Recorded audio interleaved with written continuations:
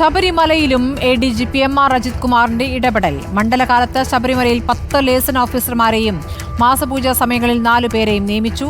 ADGPയുടെ സുഹൃത്തുക്കൾക്ക് സൗകര്യമൊരുക്കാനായിരുന്നു നിയമനം. സാധാരണ പോലീസിനായി നിയമിക്കുന്നത് ഒരു ലേസൺ ഓഫീസറെ മാത്രമാണ്. ശബരിമലയിലെ ADGPയുടെ ഇടപെടലിലെ അതൃപ്തി ദേവസ്വം ബോർഡ് മുഖ്യമന്ത്രിയെ അറിയിച്ചിരുന്നു. 2023 അജിത് കുമാർ ശബരിമല ചീഫ് കോർഡിനേറ്ററായി ചുമതലയേറ്റത്. റിനു ശ്രീധർ വിവരങ്ങളുമായി. റിനു, ശബരിമലയിലെ എന്തിടപെടലിലാണ് ഇപ്പോൾ ദേവസ്വം ബോർഡ് എതിർപ്പ് അറിയിച്ചിരിക്കുന്നത്? ADGP ശബരിമലയിൽ സ്ത്രീ പ്രവേശനവുമായി ബന്ധപ്പെട്ട ഘട്ടങ്ങളിൽ മുതൽ നടത്തുന്ന ഇടപെടലുകൾ വിമർശനത്തിനിടയാക്കിയിട്ടുണ്ട്.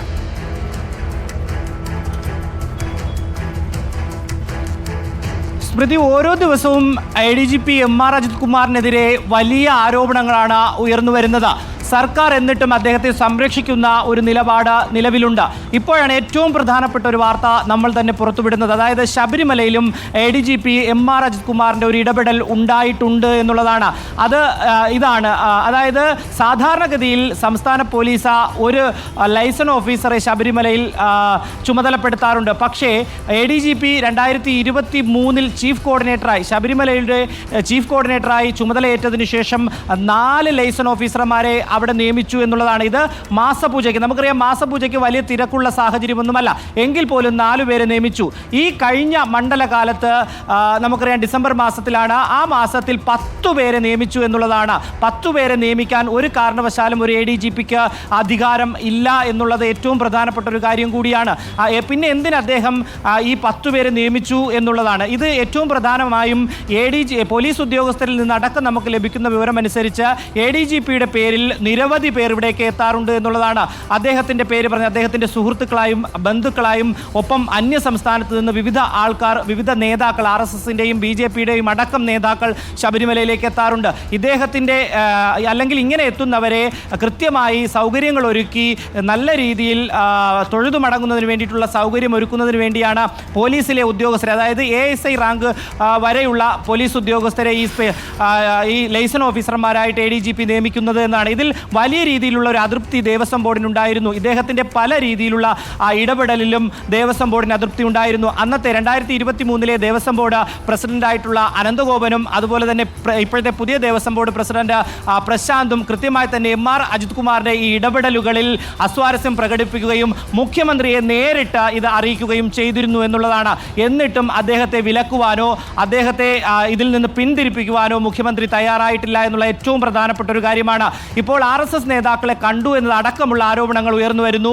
PV അൻവർ അദ്ദേഹത്തിനെതിരെ ചില ആരോപണങ്ങൾ ഉന്നയിക്കുന്നു.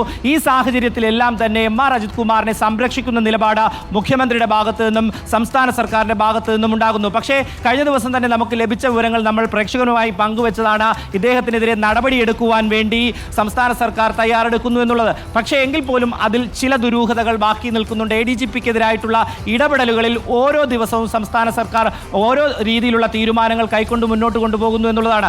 ഇതിനിടെയാണ് ശബരിമലയിലും ചില ഇടപെടലുകൾ അല്ലെങ്കിൽ ചില സ്വാതന്ത്ര്യങ്ങൾ, ഒരു ADGPക്ക് അപ്പുറമുള്ള ചില സ്വാതന്ത്ര്യം അദ്ദേഹം എടുത്തു എന്നുള്ളതാണ്.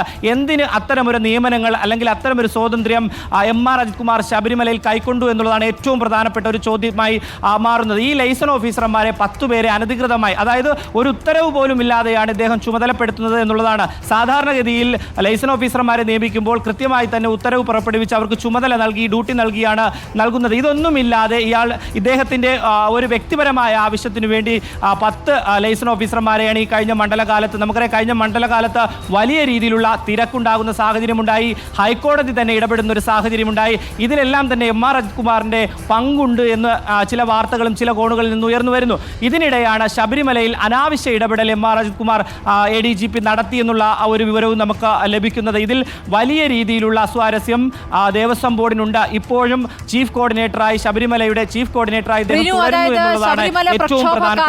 വത്സൻ തില്ലങ്കേരിക്ക് അവിടെ പ്രസംഗിക്കാൻ പ്രകോപനപരമായ പ്രസംഗത്തിന് മൈക്ക് കൊടുത്തു എന്നതടക്കമുള്ള ആരോപണങ്ങൾ അന്ന് ADGPക്കെതിരെ ഉയർന്നിരുന്നു. അതിനുശേഷമാണ് അദ്ദേഹത്തെ ശബരിമല കോർഡിനേറ്ററായി നിയമിച്ചത്, അല്ലേ?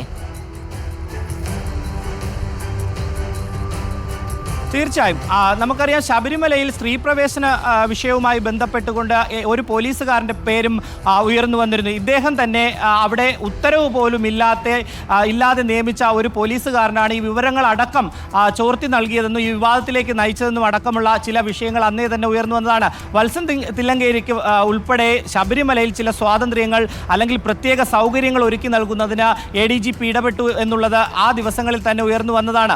എന്നിട്ട് പോലും ഇദ്ദേഹത്തെ പിന്തിരിപ്പിക്കുവാനോ അല്ലെങ്കിൽ ഇദ്ദേഹത്തിൻ്റെ ഇടപെടലിൽ ഒരു കടിഞ്ഞാണിടുവാനോ സംസ്ഥാന സർക്കാർ തയ്യാറായില്ല, അല്ലെങ്കിൽ മുഖ്യമന്ത്രി തയ്യാറായിട്ടില്ല എന്നുള്ളതാണ് ഓരോ ദിവസവും ഉയർന്നു വരുന്ന ഇദ്ദേഹത്തിനെതിരെ ഉയർന്നു വരുന്ന വാർത്തകളും അത് തന്നെയാണ് സൂചിപ്പിക്കുന്നത്. നിലവിൽ ഇത്തരം ആരോപണങ്ങൾ, ഇത്തരം ആക്ഷേപങ്ങൾ ADGPക്കെതിരെ ഉയർന്നു വന്നിട്ടും യാതൊരുവിധ നടപടിയും അല്ലെങ്കിൽ ഇദ്ദേഹത്തെ മാറ്റി നിർത്തുന്നതിന് വേണ്ടിയിട്ടുള്ള ഒരു നടപടിയിലേക്ക് ഒന്നും തന്നെ പോയിട്ടില്ല എന്നുള്ളതാണ് ഏറ്റവും പ്രധാനപ്പെട്ട ഒരു കാര്യം. വരും ദിവസങ്ങളിൽ അത്തരം ഒരു നടപടിയിലേക്ക് പോകുമെന്നുള്ളൊരു പ്രതീക്ഷയും നമുക്കുണ്ട്. എന്തായാലും ADGP MR അജിത് കുമാർ ഓരോ ദിവസവും അദ്ദേഹത്തിനെതിരായിട്ടുള്ള അല്ലെങ്കിൽ അദ്ദേഹത്തിൻ്റെ വിരുദ്ധ നിലപാടുകൾ വാർത്തയായി തന്നെ പുറത്തു വരുന്നുണ്ട്. ശബരിമലയിലും ഇത്തരമൊരു ഇടപെടൽ അദ്ദേഹം നടത്തി എന്നുള്ളത് കൃത്യമായി തന്നെയുള്ളൊരു വിവരമാണ്. അദ്ദേഹത്തിന് മറ്റു വാർത്തകൾ നമ്മൾ വരും ദിവസങ്ങളിൽ കൂടുതൽ അദ്ദേഹത്തിൻ്റെ ഇടപെടൽ നമ്മൾ പുറത്തേക്ക് കൊണ്ടുവരും. ശബരിമലയിൽ സമാന രീതിയിൽ പല വിഷയങ്ങളിലും അദ്ദേഹം ഇടപെട്ടെന്നുള്ള തെളിവുകൾ നമ്മൾ ശേഖരിച്ചു വരുന്നു.